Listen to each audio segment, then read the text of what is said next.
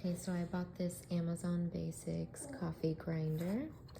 I put in some coffee in here, and now I am going to grind it. So the instructions say 10 to 15 seconds for drip coffee makers, so that's what I'm aiming for.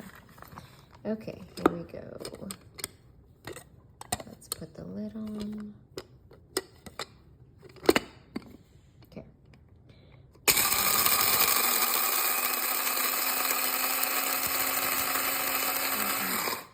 I just want to see how at 7 seconds. Okay, let's do even more.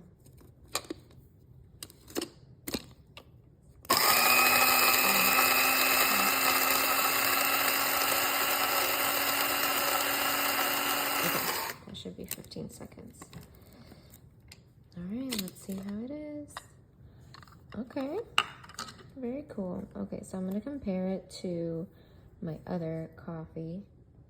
Okay, so this is what I ground up, and then this is some other coffee that's already ground up, that I purchased already ground up.